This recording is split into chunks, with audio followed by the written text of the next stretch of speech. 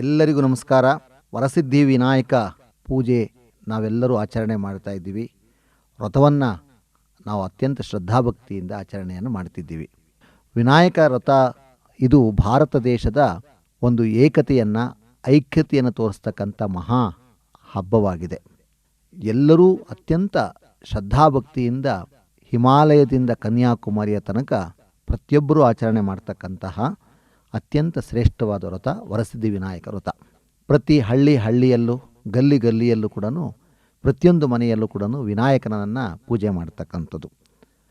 ಅದು ಭಾದ್ರಪದ ಮಾಸದ ಶುಕ್ಲ ಪಕ್ಷದ ಚೌತಿಯಂದು ನಾವು ಈ ವ್ರತವನ್ನು ಆಚರಣೆ ಮಾಡ್ತೀವಿ.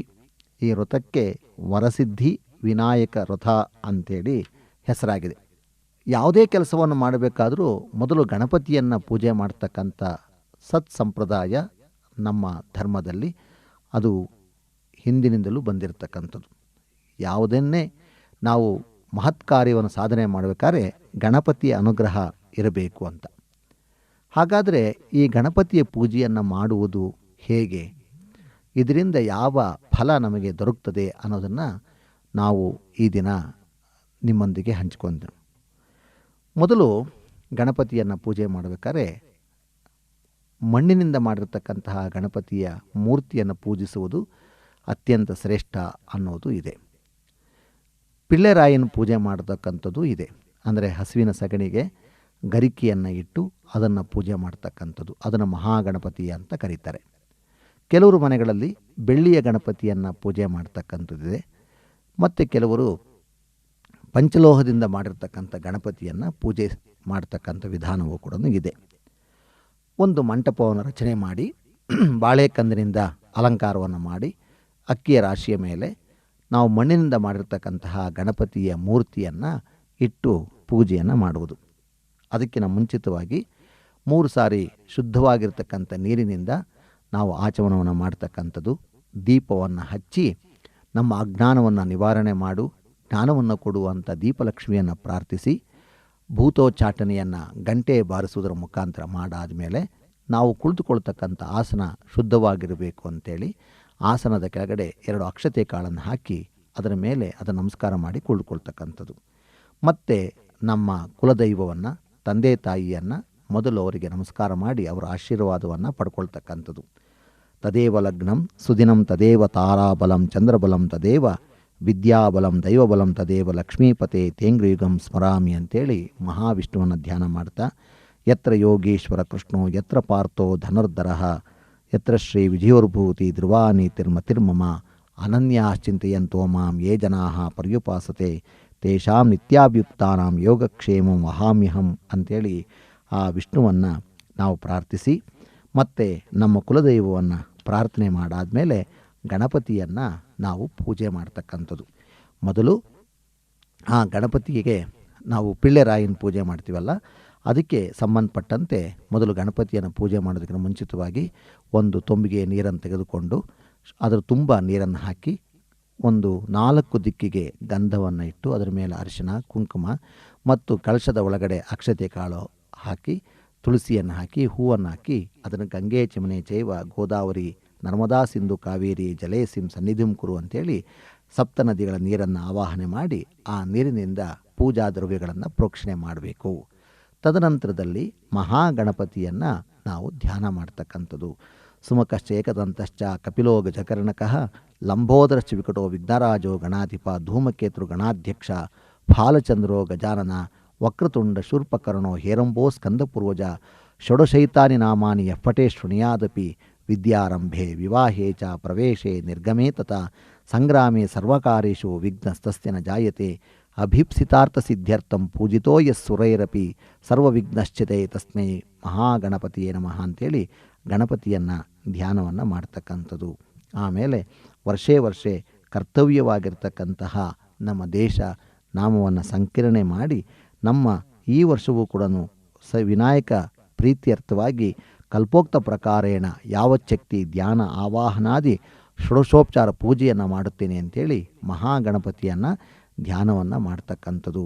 ಹಾಗಾಗಿ ಆ ಗಣಪತಿಯನ್ನು ಮಹಾಗಣಪತಿಯ ನಮಃ ಧ್ಯಾಯಾಮಿ ಧ್ಯಾನಂ ಸಮರ್ಪಯಾಮಿ ಆವಾಹನಂ ಸಮರ್ಪಯಾಮಿ ಆಸನಾರ್ಥೆ ಪುಷ್ಪಾಣಿ ಸಮರ್ಪಯಾಮಿ ಮಹಾಗಣಪತಿಯ ನಮಃ ಅರ್ಘ್ಯಂ ಸಮರ್ಪಯಾಮಿ, ಮಹಾಗಣಪತಿಯ ನಮಃ ಪಾದ್ಯಂ ಸಮರ್ಪಯಾಮಿ, ಮಹಾಗಣಪತಿಯ ನಮಃ ಆಚಮನಂ ಸಮರ್ಪಯಾಮಿ, ಮಹಾಗಣಪತಿಯ ನಮಃ ಔಪಚಾರಿಕ ಸ್ನಾನಂ ಸಮರ್ಪಯಾಮಿ, ಮಹಾಗಣಾಧಿಪತಿಯ ನಮಃ ಸ್ನಾನಾನಂತರಂ ಆಚಮನಂ ಸಮರ್ಪಯಾಮಿ, ಮಹಾಗಣಪತಿಯ ನಮಃ ವಸ್ತ್ರಾರ್ತೆ ಅಕ್ಷತಾಂ ಸಮರ್ಪಯಾಮಿ, ಮಹಾಗಣಾಧಿಪತಿಯ ನಮಃ ಯಜ್ಞೋಪವೀರ್ತಾರ್ತೆ ಪುಷ್ಪಾಣಿ ಸಮರ್ಪಯಾಮಿ, ಮಹಾಗಣಾಧಿಪತಿಯ ನಮಃ ಗಂಧಂ ಸಮರ್ಪಯಾಮಿ, ಗಂಧಸ್ಯೋಪರಿ ಅಲಂಕಾರಣಾರ್ಥಂ ಅಕ್ಷತಾಂ ಸಮರ್ಪಯಾಮಿ, ಪುಷ್ಪಂ ಪೂಜೆಯಾಮಿ ಅಂಥೇಳಿ ಒಂದೊಂದೇ ಹೂವನ್ನು ಆ ಪಿಳ್ಳೆರಾಯನಿಗೆ ಅಂದರೆ ಹಸುವಿನ ಸಗಣಿ ಒಳಗಡೆ ಗರಿಕೆ ಇಟ್ಟಿರ್ತಕ್ಕಂಥ ಪೂಜೆ ಮಾಡೋದು. ಓಂ ಸುಮುಖಾಯ ನಮಃ, ಓಂ ಏಕದಂತಾಯ ನಮಃ, ಓಂ ಕಪಿಲಾಯ ನಮಃ, ಓಂ ಗಜಕರ್ಣಕಾಯ ನಮಃ, ಓಂ ಲಂಬೋದರಾಯ ನಮಃ, ಓಂ ವಿಕಟಾಯ ನಮಃ, ಓಂ ವಿಘ್ನರಾಜಾಯ ನಮಃ, ಓಂ ಧೂಮಕೇತುವೇ ನಮಃ, ಓಂ ಗಣಾಧ್ಯಕ್ಷಾಯ ನಮಃ, ಓಂ ಫಾಲಚಂದ್ರಾಯ ನಮಃ, ಓಂ ಕುಮಾರ ಗುರುವೇ ನಮಃ, ಓಂ ಈಶ್ವರಪುತ್ರಾಯ ನಮಃ, ಓಂ ಸರ್ವಸಿದ್ಧಿ ಪ್ರದಾಯಕಾಯ ನಮಃ, ಓಂ ಮಹಾಗಣಾಧಿಪತಿಯ ನಮಃ, ನಾನಾವಿಧ ದಿವ್ಯ ಪರಿಮಳ ಪತ್ರ ಪುಷ್ಪಾಣಿ ಸಮರ್ಪಯಾಮಿ ಅಂತ ಅದಾದಮೇಲೆ ಊದಿನ ಕಡ್ಡಿಯನ್ನು ಹಚ್ಚಿ ಗಣಪತಿಗೆ ಬೆಲ್ಲವನ್ನು ನೈವೇದ್ಯ ಮಾಡಿ ಮಹಾಮಂಗಳಾರತಿಯನ್ನು ಮಾಡ್ತಕ್ಕಂಥದ್ದು. ಇದಾದಮೇಲೆ ಮಹಾಗಣಪತಿಯ ನಮಃ ಉತ್ತರ ನೀರಾಜನಂ ಸಮರ್ಪಯಾಮಿ. ಅದನ್ನು ಕೇಳ್ಕೋಬೇಕು. ವಕ್ರತುಂಡ ಮಹಾಕಾಯ ಕೋಟಿ ಸೂರ್ಯ ಸಮಪ್ರಭಾ ಅವಿಘ್ನಂ ಕುರುಮೇ ದೇವ ಸರ್ವಕಾರ್ಯೇಷು ಸರ್ವದಾ ಮಹಾಗಣಪತಿಯ ನಮಃ ಮನಸಾಭಿಷ್ಟ ಪ್ರಾರ್ಥನಾ ಸಮರ್ಪಯಾಮಿ.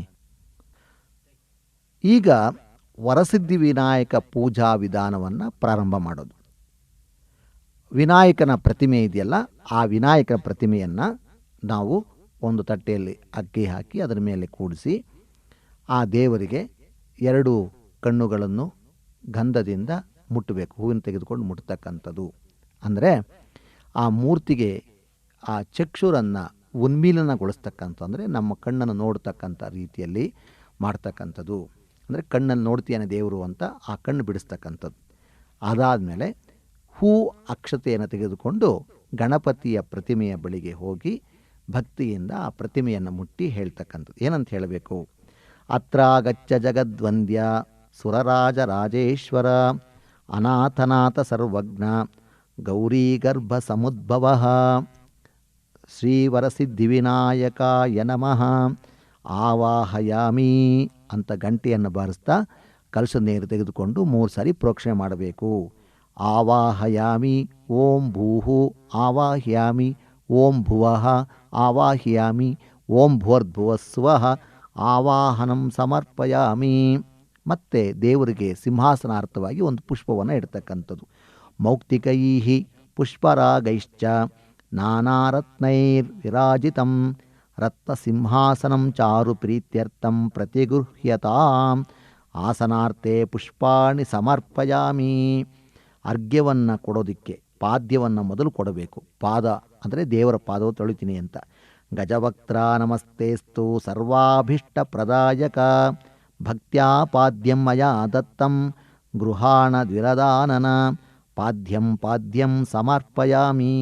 ಗೌರೀಪುತ್ರ ನಮಸ್ತೇಸ್ತು ಶಂಕರ ಪ್ರಿಯನಂದನ ಗೃಹಾಣಾರ್ಘ್ಯಂ ಮಯಾ ದತ್ತಂ ಗಂಧ ಪುಷ್ಪಾಕ್ಷತೈರುತಂ ಅರ್ಘ್ಯಂ ಸಮರ್ಪಯಾಮಿ.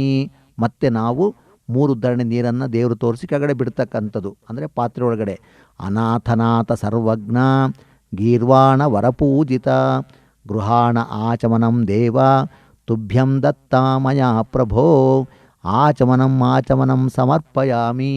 ಒಂದು ಬಾಳೆಹಣ್ಣು ತೆಗೆದುಕೊಂಡು ಪಂಚಾಮೃತ ಅಭಿಷೇಕಕ್ಕೆ ರೆಡಿ ಮಾಡ್ಕೊಂಡಿರ್ತೀವಲ್ಲ, ಸಿದ್ಧ ಮಾಡ್ಕೊಂಡಿರ್ತೀವಲ್ಲ, ಹಾಲು, ಮೊಸರು, ತುಪ್ಪ, ಜೇನುತುಪ್ಪ, ಸಕ್ಕರೆ ಮತ್ತು ಈ 5 ಮುಟ್ಟಬೇಕು.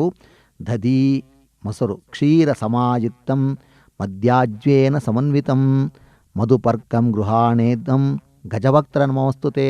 ಮೊದಲು ಆ ಮೊಸರಿನಲ್ಲಿ, ಹಾಲಿನಲ್ಲಿ, ತುಪ್ಪದಲ್ಲಿ ಜೇನುತುಪ್ಪ, ಸಕ್ಕರೆಯನ್ನು ಅದ್ದುಬಿಟ್ಟು ಆ ಪರಮಾತ್ಮನಿಗೆ ಮಧುಪರ್ಕವನ್ನು ಅರ್ಪಣೆ ಮಾಡ್ತಕ್ಕಂಥದ್ದು. ಆಮೇಲೆ ನಾವು ಆ ಗಣಪತಿಯನ್ನು ಪಂಚಾಮೃತ ಅಭಿಷೇಕವನ್ನು ಮಾಡ್ತಕ್ಕಂಥದ್ದು. ಹಾಲು, ಮೊಸರು, ತುಪ್ಪ, ಜೇನುತುಪ್ಪ, ಸಕ್ಕರೆ ಮತ್ತು ಬಾಳೆಹಣ್ಣನ್ನು ಅದರಿಂದ ದೇವರಿಗೆ ಅಭಿಷೇಕವನ್ನು ಮಾಡ್ತಕ್ಕಂಥದ್ದು. ಸ್ನಾನಂ ಪಂಚಾಮೃತೈರ್ದೇವ ಗೃಹಾಣ ಗಣನಾಯಕ ಅನಾಥನಾಥ ಸರ್ವಜ್ಞ ಗೀರ್ವಾಣ ಗಣಪೂಜಿತ ಮಹಾಗಣಪತಿಯೇ ನಮಃ ಪಂಚಾಮೃತ ಸ್ನಾನಂ ಸಮರ್ಪಯಾಮಿ. ಪಂಚಾಮೃತ ಸ್ನಾನ ಆದಮೇಲೆ ಶುದ್ಧೋದಕ ಸ್ನಾನದಿಂದ ಪರಮಾತ್ಮನನ್ನು ಪೂಜೆ ಮಾಡ್ತಕ್ಕಂಥದ್ದು, ಅಂದರೆ ತೊಳಿತಕ್ಕಂಥದ್ದು. ಗಂಗಾದಿ ಸರ್ವತೀರ್ಥೇಭ್ಯ ಆಹೃತೈರ್ ಅಮಲೈ ಜಲೈ ಸ್ನಾನಂ ಕುರುಷ್ವ ಭಗವಾನ್ ಉಮಾಪುತ್ರ ನಮೋಸ್ತುತೇ. ವಿನಾಯಕಾಯ ನಮಃ ಶುದ್ಧೋದಕ ಸ್ನಾನಂ ಸಮರ್ಪಯಾಮಿ. ಕೆಂಪು ಬಣ್ಣದ ಗೆಜ್ಜೆ ವಸ್ತ್ರವನ್ನು ಇಡೋದು ಗಣಪತಿಗೆ ಶ್ರೇಷ್ಠ ಅಂತ ಹೇಳ್ತಾರೆ.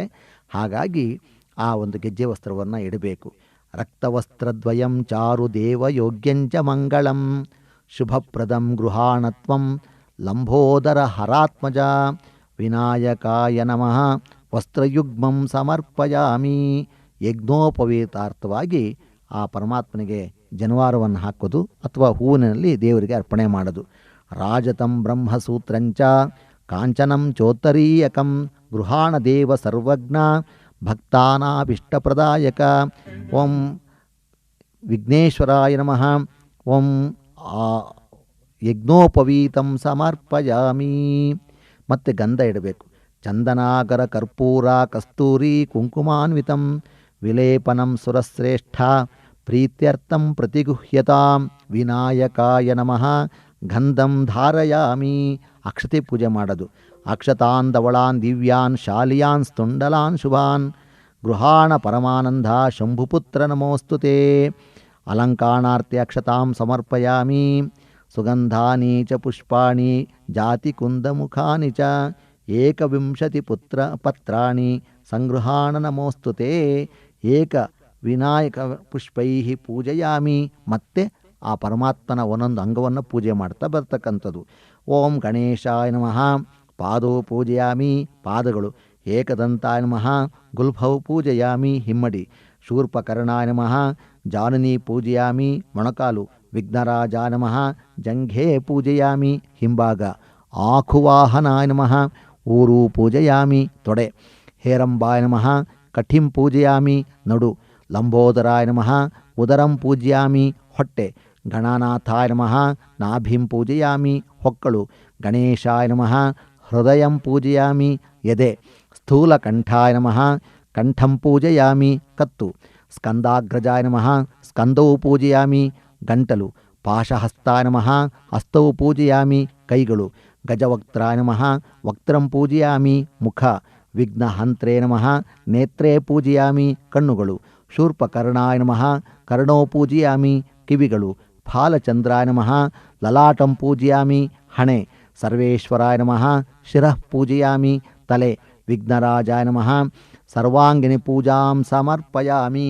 ನೋಡಿ, ಗಣಪತಿಯನ್ನು ಪೂಜೆ ಮಾಡೋದ್ರೊಳಗೆ ಬಹು ಮುಖ್ಯವಾಗಿ ಎಲ್ಲ ವ್ರತಗಳಲ್ಲೂ ಕೂಡ ಅಂಗಪೂಜೆ ಅಂತ ಇರುತ್ತೆ. ಅಂಗಪೂಜೆಯನ್ನು ಮಾಡಬೇಕಾದ್ರೆ ಎಲ್ಲ ಅಂಗಗಳು ಮುಖ್ಯ ಅನ್ನೋದನ್ನು ಹೇಳುತ್ತೆ.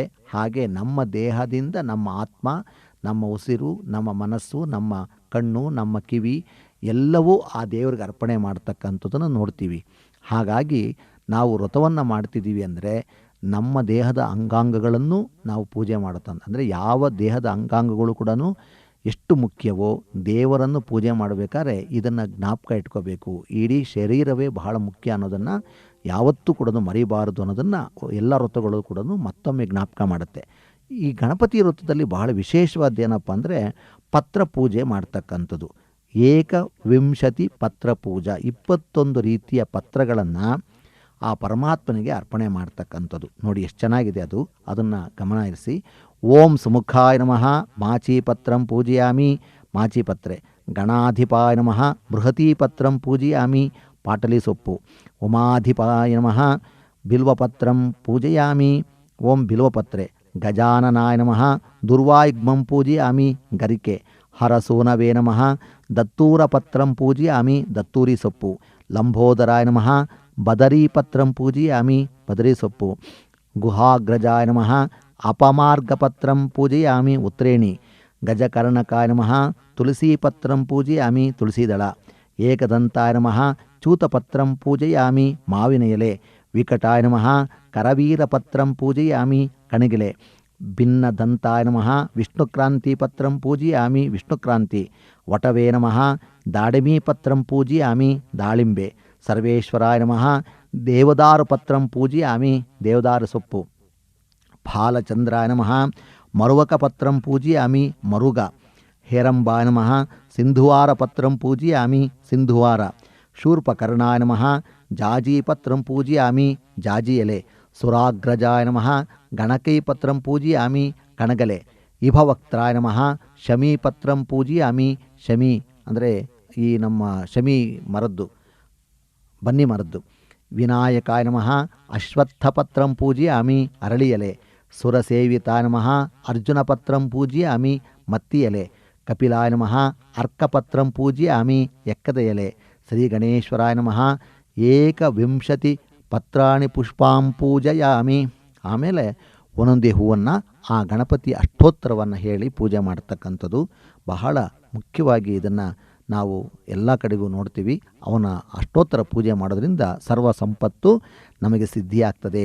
ಓಂ ಗಜಾನನಾಯ ನಮಃ, ಓಂ ಗಣಾಧ್ಯಕ್ಷಾಯ ನಮಃ, ಓಂ ವಿಘ್ನರಾಜಾಯ ನಮಃ, ಓಂ ವಿನಾಯಕಾಯ ನಮಃ, ಓಂ ದ್ವೈಮಾತುರಾಯ ನಮಃ, ಓಂ ದ್ವಿಮುಖಾಯ ನಮಃ, ಓಂ ಪ್ರಮುಖಾಯ ನಮಃ, ಓಂ ಸುಮುಖಾಯ ನಮಃ, ಓಂ ಕೃತಿನೇ ನಮಃ, ಓಂ ಸುಪ್ರದೀಪಾಯ ನಮಃ, ಓಂ ಸುಖನಿಧಯೇ ನಮಃ, ಓಂ ಸುರಾಧ್ಯಕ್ಷಾಯ ನಮಃ, ಓಂ ಸುರಾರಿಘ್ನಾಯ ನಮಃ, ಓಂ ಮಹಾಗಣಪತಯೇ ನಮಃ, ಓಂ ಮಾನ್ಯಾಯ ನಮಃ, ಓಂ ಮಹಾಕಾಲಾಯ ನಮಃ, ಓಂ ಮಹಾಬಲಾಯ ನಮಃ, ಓಂ ಹೇರಂಬಾಯ ನಮಃ, ಓಂ ಲಂಬಜಠರಾಯ ನಮಃ, ಓಂ ಹ್ರಸ್ವಗ್ರೀವಾಯ ನಮಃ, ಓಂ ಮಹೋದರಾಯ ನಮಃ, ಓಂ ಮದೋತ್ಕಟಾಯ ನಮಃ, ಓಂ ಮಹಾವೀರಾಯ ನಮಃ, ಓಂ ಮಂತ್ರಿಣೇ ನಮಃ, ಓಂ ಮಂಗಳಸ್ವರೂಪಾಯ ನಮಃ, ಓಂ ಪ್ರಮಥಾಯ ನಮಃ, ಓಂ ಪ್ರಥಮಾಯ ನಮಃ, ಓಂ ಪ್ರಾಜ್ಞಾಯ ನಮಃ, ಓಂ ವಿಘ್ನಕರ್ತ್ರೇ ನಮಃ, ಓಂ ವಿಘ್ನಹಂತ್ರೇ ನಮಃ, ಓಂ ವಿಶ್ವನೇತ್ರೇ ನಮಃ, ಓಂ ವಿರಾಟ್ಪತಯೇ ನಮಃ, ಓಂ ಶ್ರೀಪತಯೇ ನಮಃ, ಓಂ ವಾಕ್ಪತಯೇ ನಮಃ,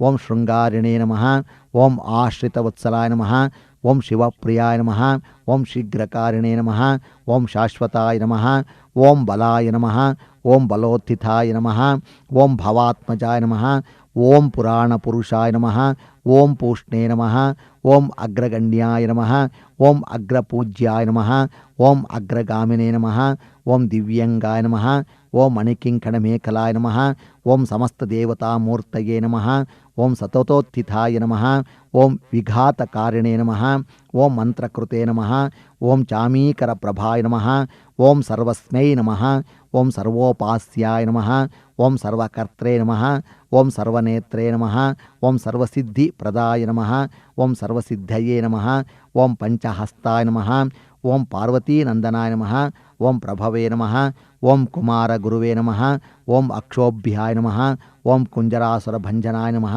ಓಂ ಪ್ರಮೋದತ್ತಾಯ ನಮಃ, ಓಂ ಮೋದಕಪ್ರಿಯಾಯ ನಮಃ, ಓಂ ಕಾಂತಿಮತೇ ನಮಃ, ಓಂ ಧೃತಿನೇ ನಮಃ, ಓಂ ಕಾಮಿನೇ ನಮಃ, ಓಂ ಕಪಿತ್ತ ಪನಸ ಪ್ರಿಯಾಯ ನಮಃ, ಓಂ ಬ್ರಹ್ಮಚಾರಿಣೇ ನಮಃ, ಓಂ ಬ್ರಹ್ಮರೂಪಿಣೇ ನಮಃ, ಓಂ ವಿಶ್ವದ್ಗುರುಷೇ ನಮಃ, ಓಂ ಸರ್ವೈಶ್ವರ್ಯಪ್ರದಾಯ ನಮಃ, ಓಂ ಕಲ್ಯಾಣ ಗುರುವೇ ನಮಃ, ಓಂ ಅವರಾಜಿತೇ ನಮಃ, ಓಂ ಸಮಸ್ತ ಜಗದಾಧಾರಾಯ ನಮಃ, ಓಂ ಬ್ರಹ್ಮವಿದ್ಯಾ ನಮಃ, ಓಂ ಜಿಷ್ಣವೇ ನಮಃ, ಓಂ ವಿಷ್ಣುಪ್ರಿಯಾಯ ನಮಃ, ಓಂ ಭಕ್ತಜೀವಿತಾಯ ನಮಃ, ಓಂ ಜಿತಮನ್ಮತಾಯ ನಮಃ, ಓಂ ಐಶ್ವರ್ಯಕಾರಣಾಯ ನಮಃ, ಓಂ ಜಾಯಸೇ ನಮಃ, ಓಂ ಯಕ್ಷಕಿನ್ನ, ಓಂ ಗಂಗಾಸುತಾಯ ನಮಃ, ಓಂ ಗಣಾಧೀಶಾಯ ನಮಃ, ಓಂ ಗಂಭೀರನಿನದಾಯ ನಮಃ, ಓಂ ವಟವೇ ನಮಃ, ಓಂ ಅಭೀಷ್ಟವರದಾಯ ನಮಃ, ಓಂ ಭಕ್ತನಿಧಿಯೇ ನಮಃ, ಓಂ ಭಾವಗಮ್ಯಾಯ ನಮಃ, ಓಂ ಮಂಗಳಪ್ರದಾಯ ನಮಃ, ಓಂ ಅವ್ಯಕ್ತಾಯ ನಮಃ, ಓಂ ಅಪಾಕೃತ ಪರಾಕ್ರಮಾಯ ನಮಃ, ಓಂ ಸತ್ಯಧರ್ಮಣೇ ನಮಃ, ಓಂ ಸಖ್ಯೇ ನಮಃ, ಓಂ ಸರಸಾಂಬುನಿಧಯೇ ನಮಃ,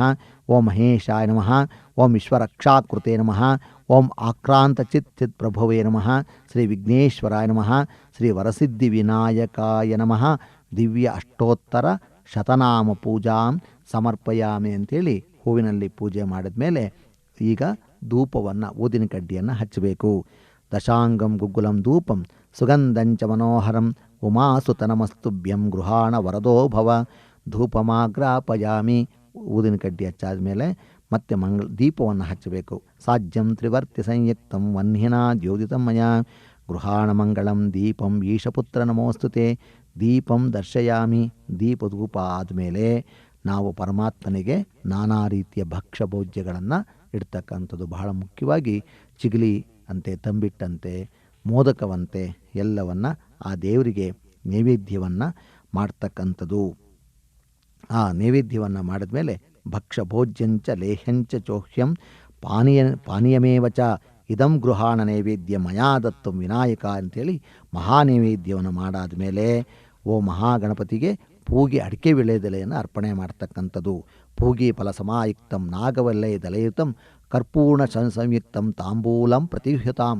ತಾಂಬೂಲವನ್ನು ಅರ್ಪಣೆ ಮಾಡಬೇಕು. ಅದಾದಮೇಲೆ ಆ ಎರಡೂ ಕೈಗಳನ್ನು ಹೂ ತೆಗೆದುಕೊಂಡು ಪರಮಾತ್ಮನಿಗೆ ಅರ್ಪಣೆ ಮಾಡಬೇಕು. ಸದಾನಂದ ದಾನವೇ ವಿಘ್ನೇಶ ಪುಷ್ಕಲಾನಿ ಧನಾನಿ ಚ ಭೂಮ್ಯಾಂ ಸ್ಥಿತ್ಯಾನಿ ಭಗವನ್ ಸ್ವೀಕರುಷ್ವ ವಿನಾಯಕ. ಈ ಸುವರ್ಣ ಪುಷ್ಪಂ ಸಮರ್ಪಯಾಮಿ ಅಂಥೇಳಿ ಮಂಗಳಾರತಿಯನ್ನು ಮಾಡ್ತಕ್ಕಂಥದ್ದು. ಆ ಮಂಗಳಾರತಿಯನ್ನು ಘೃತವರ್ತಿ ಸಹಸ್ರೈಶ್ಚ ಕರ್ಪೂರ ಶಕಲೈಸ್ತತ ನೀರಾಜನಮಯಾ ದತ್ತಂ ಗೃಹಾಣ ವರದೋ ಭವ ನೀರಾಜನಂ ಸಮರ್ಪಯಾಮಿ. ಅದಾದಮೇಲೆ ಬಹಳ ಮುಖ್ಯವಾಗಿರ್ತಕ್ಕಂಥದ್ದು ಗರಿಕೆ ಪೂಜೆಯನ್ನು ಮಾಡ್ತಕ್ಕಂಥದ್ದು. ದೂರ್ವಾ ಯುಗ್ಮ ಅಂತ, ಯುಗ್ಮ ಅಂದರೆ ಎರಡೆರಡು ಇರಬೇಕು. ಅದನ್ನು ಆ ಗರಿಕೆ ಎರಡೆರಡು ಹೆಸರನ್ನು ತೆಗೆದುಕೊಂಡು ಪೂಜೆ ಮಾಡಬೇಕು. ಓಂ ಗಣಾಧಿಪಾಯ ನಮಃ ದುರ್ವಾ ಯುಗ್ಮಂ ಪೂಜಯಾಮಿ. ಉಮಾಪುತ್ರಾಯ ನಮಃ ದುರ್ವಾ ಯುಗ್ಮಂ ಪೂಜಯಾಮಿ. ಆಖುವಾಹನಾಯ ನಮಃ ದುರ್ವಾ ಯುಗ್ಮಂ ಪೂಜಯಾಮಿ. ಓಂ ವಿನಾಯಕಾಯ ನಮಃ ದುರ್ವಾ ಯುಗ್ಮಂ ಪೂಜಯಾಮಿ. ಓಂ ಈಶಪುತ್ರಾಯ ನಮಃ ದುರ್ವಾ ಯುಗ್ಮಂ ಪೂಜಯಾಮಿ. ಓಂ ಸರ್ವಸಿದ್ಧಿಪ್ರದಾಯಕಾಯ ನಮಃ ದುರ್ವಾ ಯುಗ್ಮಂ ಪೂಜಯಾಮಿ. ಓಂ ಏಕದಂತಾಯ ನಮಃ ದುರ್ವಾ ಯುಗ್ಮಂ ಪೂಜಯಾಮಿ. ಓಂ ಇಭವಕ್ತ್ರಾಯ ನಮಃ ದುರ್ವಾ ಯುಗ್ಮಂ ಪೂಜಯಾಮಿ. ಓಂ ಮೂಷಕವಾಹನಾಯ ನಮಃ ದುರ್ವಾ ಯುಗ್ಮಂ ಪೂಜಯಾಮಿ. ಓಂ ಕುಮಾರಗುರುವೇ ನಮಃ ದುರ್ವಾ ಯುಗ್ಮಂ ಪೂಜಯಾಮಿ. ದುರ್ವಾ ಯುಗ್ಮ ಪೂಜಾಂ ಸಮರ್ಪಯಾಮಿ. ಮತ್ತೆ ಮಂತ್ರಪುಷ್ಪವನ್ನು ಹೇಳಬೇಕು. ಗಣಾಧಿಪ ನಮಸ್ತೇಸ್ತು ಉಮಾಪುತ್ರ ಅಘನಾಶನ ವಿನಾಯಕೇಶ ತನಯ ಸರ್ವಸಿದ್ಧಿ ಪ್ರದಾಯಕ ಏಕದಂತೈಕವದನ ತಥಾ ಮೂಷಕವಾಹನ ಕುಮಾರಗುರುವೇ ತುಭ್ಯಂ ಅರ್ಪಯಾಮಿ ಸುಮಾಂಜಲಿಂ ಮಂತ್ರಪುಷ್ಪಂ ಸಮರ್ಪಯಾಮಿ.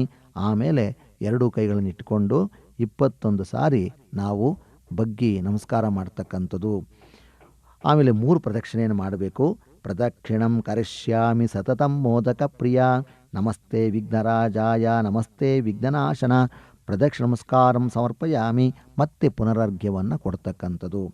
ಅರ್ಘ್ಯಂ ಗೃಹಾಣ ಹೇರಂಬ ಸರ್ವಭದ್ರ ಪ್ರದಾಯಕ ಘಂತ ಪುಷ್ಪಾಕ್ಷತೈರ್ಯುಕ್ತಂ ಪಾತ್ರಸ್ಥಂ ಪಾಪನಾಶನಂ ಪುನರರ್ಘ್ಯಂ ಸಮರ್ಪಯಾಮಿ.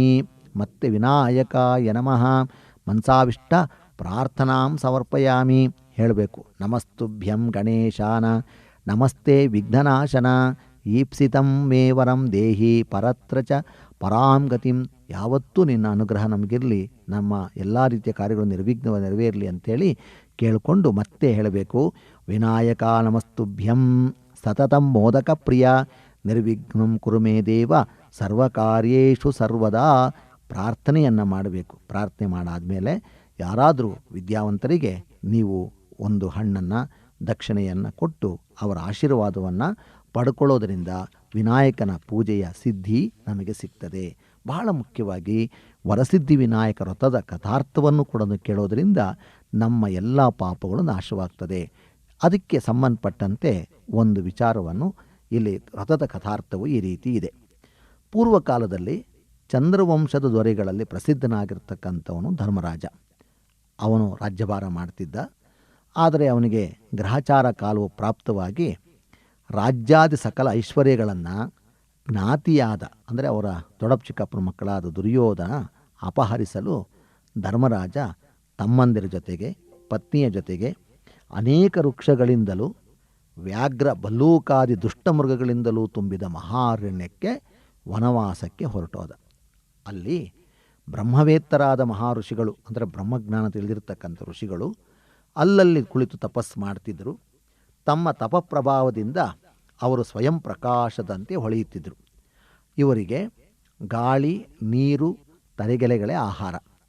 ಸದಾಕಾಲದಲ್ಲಿ ಅಗ್ನಿಹೋತ್ರಗಳನ್ನೇ ಆಚರಿಸ್ತಕ್ಕಂಥವ್ರು. ಅಂದರೆ ಬೆಳಿಗ್ಗೆ ಸಂಜೆ ಅಗ್ನಿಯನ್ನು ಪ್ರತಿಷ್ಠಾಪನೆ ಮಾಡಿ ಹೋಮವನ್ನು ಮಾಡ್ತಕ್ಕಂಥದ್ದು. ಅತಿಥಿಗಳನ್ನು ವಿಶೇಷವಾಗಿ ಸತ್ಕರಿಸ್ತಕ್ಕಂಥ ಸ್ವಭಾವವುಳ್ಳವರು. ಏಕೆಂದರೆ ವೇದಗಳಲ್ಲಿ ಹೇಳ್ತಕ್ಕಂಥದ್ದು ಏನು? ಮೊದಲು ಮಾತೃದೇವೋಭವ, ಪಿತೃದೇವೋಭವ, ಆಚಾರ್ಯ ದೇವೋಭವ, ಅತಿಥಿ ದೇವೋಭವ.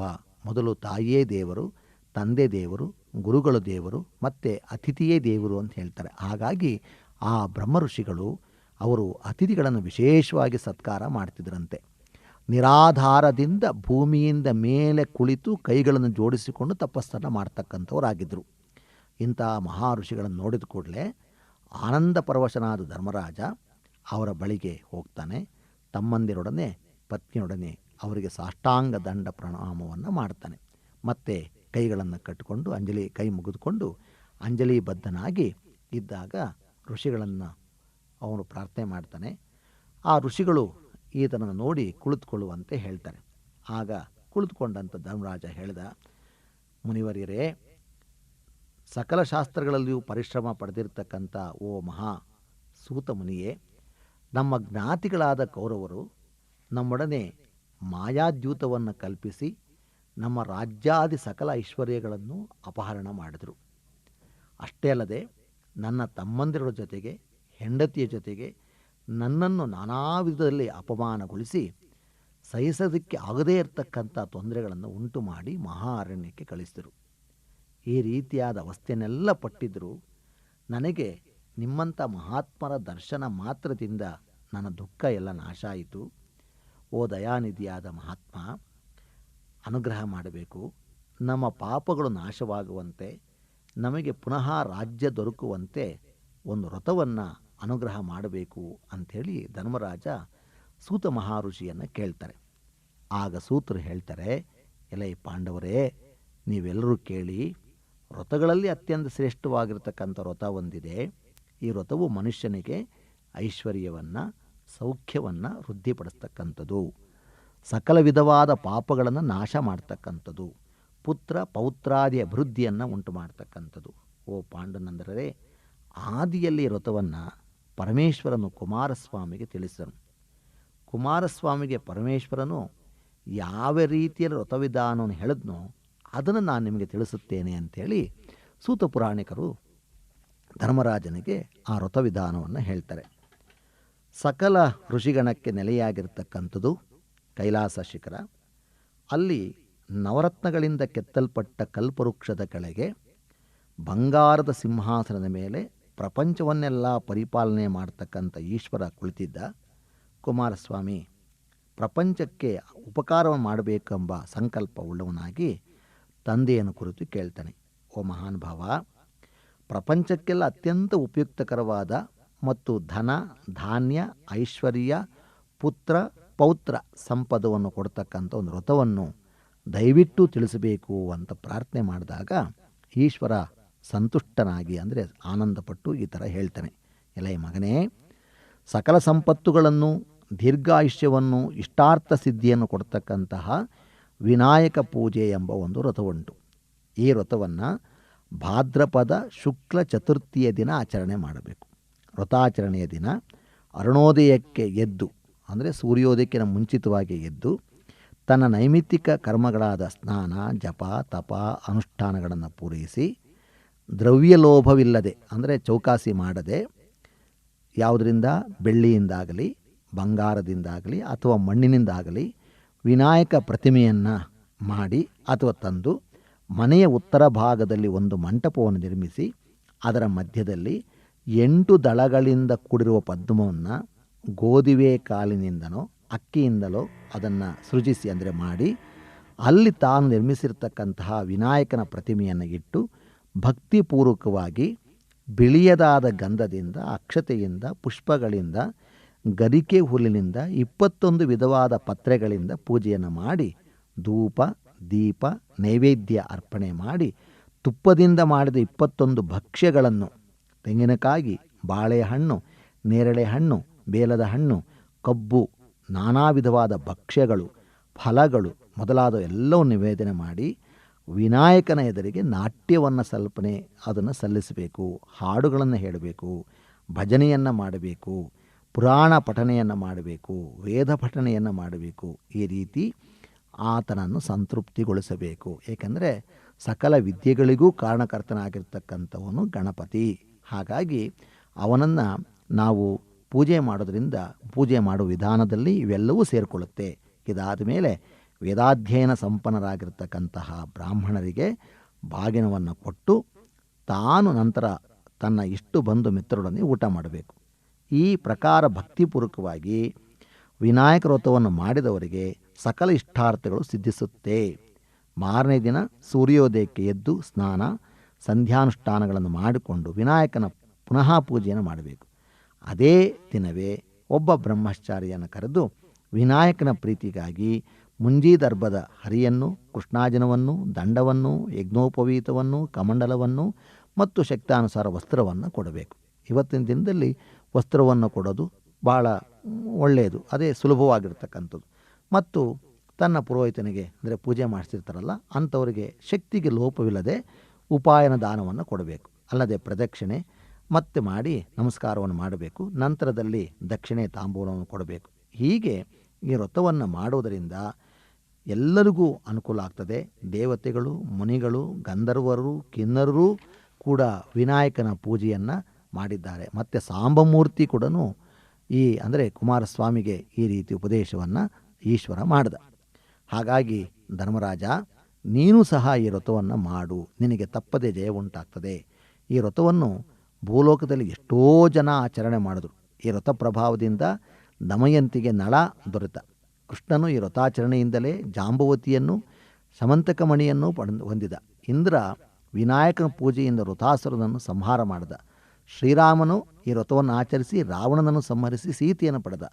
ಭಗೀರಥನು ಗಂಗೆಯನ್ನು ಭೂಮಿಗೆ ತರುವಾಗಲೂ, ದೇವಾಸುರರು ಅಮೃತವನ್ನು ಅದನ್ನು ಸೃಜಿಸುವಾಗಲೂ, ಸಾಂಬಮೂರ್ತಿ ತನ್ನ ಕುಷ್ಠರೋಗ ಪರಿಹಾರ ಕಾಲದಲ್ಲಿಯೂ ಈ ವ್ರತವನ್ನೇ ಆಚರಿಸಿದರು ಅಂಥೇಳಿ ಸೂತ ಮಹಾಮುನಿಯು ಧರ್ಮರಾಯನಿಗೆ ತಿಳಿಸ್ತಾನೆ. ಅಂದರೆ ಅತ್ಯಂತ ಹಳೆಯದಾದ ತುಂಬ ದೊಡ್ಡ ಇತಿಹಾಸ ಹೊಂದಿರತಕ್ಕಂಥದ್ದು ವಿನಾಯಕನ ವ್ರತ. ಧರ್ಮರಾಜ ಇದನ್ನು ಕೇಳ್ತಾನೆ. ಆನಂದದಿಂದ ಅವನು ಕಾಯ್ತಾ ಇದ್ದಂತೆ ಭಾದ್ರಪದ ಮಾಸದ ಶುದ್ಧ ಚೌತಿ ಯಾವತ್ತು ಬರುತ್ತಪ್ಪ ಅಂಥೇಳಿ ಕಾದಿದ್ದು, ಸಕಾಲವು ಪ್ರಾಪ್ತವಾದ ಕೂಡಲೇ ವ್ರತಾಚರಣೆಯಿಂದ ಸಕಲ ಇಷ್ಟಾರ್ಥ ಸಿದ್ಧಿಗಳನ್ನು ಪಡೆದನು. ಪ್ರಪಂಚದಲ್ಲಿ ಅಮೋಘವಾಗಿರ್ತಕ್ಕಂಥ ಈ ವ್ರತವನ್ನು ಯಾರು ಬೇಕಾದರೂ ಕೂಡ ಮಾಡಬಹುದು. ಇದಕ್ಕೆ ಯಾವುದೇ ನಿರ್ಬಂಧ ಅಂತಕ್ಕಂಥದ್ದು ಇಲ್ಲ.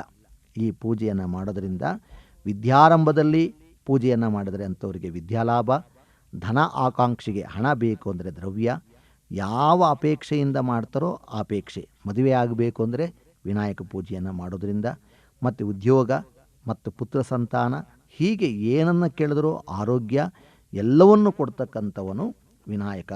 ನಮ್ಮ ಕಾಮ್ಯಗಳೆಲ್ಲವೂ, ನಮ್ಮ ಆಸೆಗಳನ್ನು ನಿಸ್ಸಂಶಯವಾಗಿ ಸಿದ್ಧಿಸುವುದರಿಂದ ಆಬಾಲವೃದ್ಧರಾಗಿ, ಚಿಕ್ಕ ಮಕ್ಕಳಿಂದ ಹಿಡಿದು ವೃದ್ಧರೂ ಕೂಡ, ವಯಸ್ಸಾಗಿರ್ತಕ್ಕಂಥವರು ಕೂಡ ಕಲಿಯುಗದಲ್ಲಿ ಮಾಡ್ತಕ್ಕಂಥ ಮುಖ್ಯವಾದ ವ್ರತಗಳಲ್ಲಿ ಪರಮಶ್ರೇಷ್ಠವಾಗಿರ್ತಕ್ಕಂಥ ವ್ರತ ಸಕಲ ಇಷ್ಟಾರ್ಥಗಳನ್ನು ಸಿದ್ಧಿಸ್ತಕ್ಕಂಥ ದೇವತೆಯಾದ್ದರಿಂದಲೇ ಈತನಿಗೆ ವರಸಿದ್ಧಿ ವಿನಾಯಕ ಎಂಬ ಹೆಸರು ಬಂದಿತು ಅಂತ ಸೂತ ಪುರಾಣಿಕರು ಧರ್ಮರಾಜನಿಗೆ ಹೇಳಿದರು ಎಂಬಲ್ಲಿಗೆ ಸ್ಕಾಂದ ಪುರಾಣದಲ್ಲಿ ಉಮಾಮಹೇಶ್ವರ ಸಂವಾದದ ವಿನಾಯಕ ವ್ರತಕಲ್ಪ ಅನ್ನೋದು ಸಂಪೂರ್ಣವಾಗ್ತದೆ.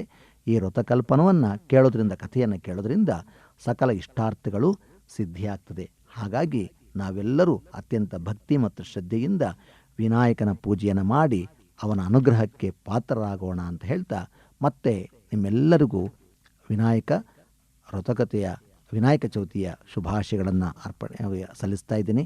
ಮತ್ತೆ ನಾವು ಭೇಟಿಯಾಗೋಣ ಅಂತ ಹೇಳ್ತಾ ಮತ್ತೊಮ್ಮೆ ಶುಭ ಕಾಮನೆಗಳು.